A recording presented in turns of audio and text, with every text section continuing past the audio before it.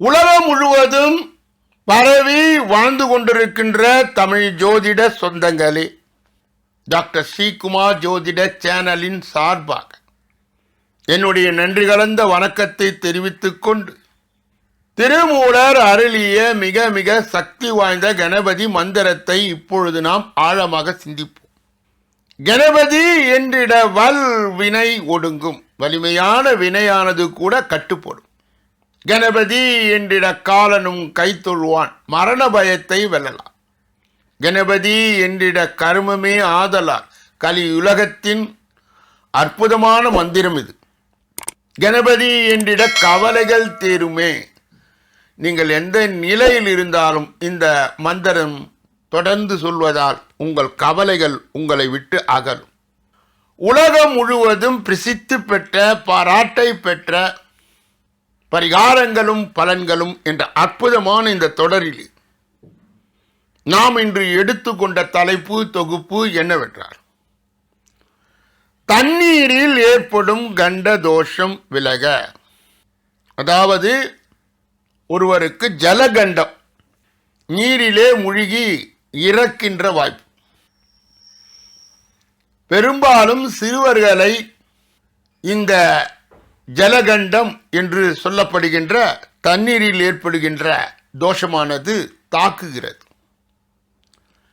குழந்தைகள் சுற்றுலா சென்றது, தண்ணீரில் குளித்தது மாயமானது. கடற்கரையிலே குளித்த இரு வாலிபர்கள் காணவில்லை. குளத்திலே வழிக்கு விழுந்த சிறுவர்கள் சிறுமிகள் மாயம் என்ற பலவிதமான தண்ணீரில் இறக்கின்ற அந்த பட்டியலானது நாம் செய்தித்தாள்களிலே பார்க்கும் பொழுது விரிந்து கொண்டே போகும். இதற்கு ஜாதகம் என்ன சொல்லுகிறது? ஒருவருடைய ஜாதகத்திலே லக்னத்தில் இருந்து 8வது இடத்திலே புதன் வருமானால் அவருக்கு தண்ணீரில் கண்டம் உண்டு என்பதை நீங்கள் புரிந்து கொள்ள வேண்டும். லக்னத்துக்கு 8ல் உள்ள புதன் தசை அல்லது புத்தி வரும் நேரங்களில் ஜாதகருக்கு தண்ணீரில் கண்டம் ஏற்பட்டு ஆயிலை எடுத்துவிடும். இது போன்ற ஜாதகம் அமைந்தவர்கள் தண்ணீரில் மாண்டவர்கள் அதிகம். இது போல ஜாதகம் அமைக்க பெற்றவர்கள் சில கண்டத்திலே, தண்ணீர் கண்டத்திலே அகப்படாமல் மது என்ற போதைக்கு அகப்பட்டு இறப்பதும் உண்டு.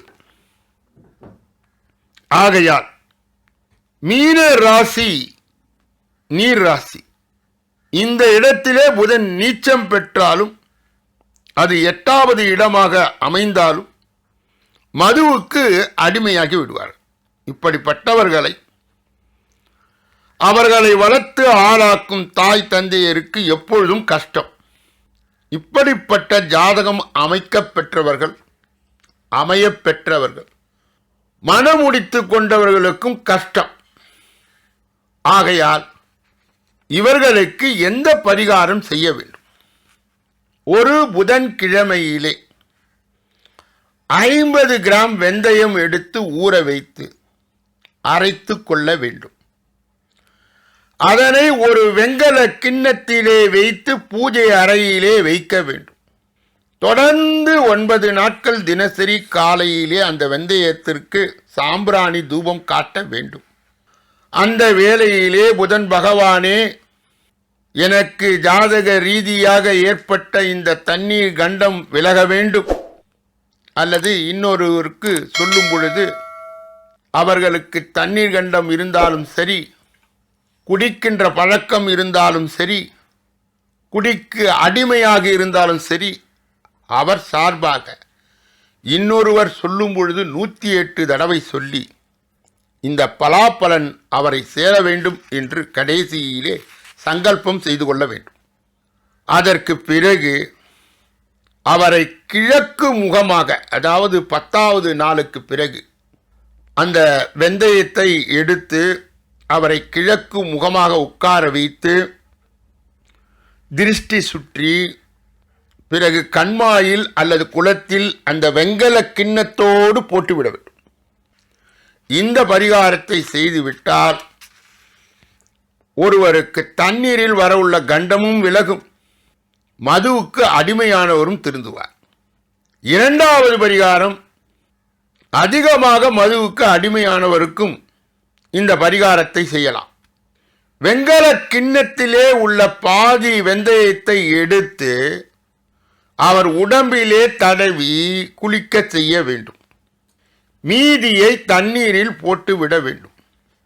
இந்த பரிகாரத்தை பெற்றோர்கள் செய்யலாம், அல்லது மனைவி செய்யலாம், அல்லது சகோதரி செய்து பலனடையலாம். அற்புதமான இந்த பரிகாரத்தை பெற்ற அனைவரும் பாக்கியவான்கள், புண்ணியவான்கள். இதை யார் பயன்படுத்த வேண்டும் என்று நினைக்கிறார்களோ அவர்களுக்கு பகிர்ந்தால் உங்கள் புண்ணிய வங்கியிலே புண்ணியமானது ஏறிக்கொண்டே போகும். ஆகையால் இந்த பதிவை நான் நிறைவு செய்கின்ற நேரம் வந்துவிட்டது. எல்லா வல்ல முருக பெருமானின் கருணையை நீங்கள் அனைவரும் பெற வேண்டும். முருகனுடைய ஆசீர்வாதத்தை பெற்று வாழ்க வளமுடன். இப்பொழுது உங்களிடமிருந்து விடைபெற்று வேறொரு நல்ல பரிகார செய்தியோடு உங்களை சந்திக்க இருக்கின்றேன். நன்றி, வணக்கம்.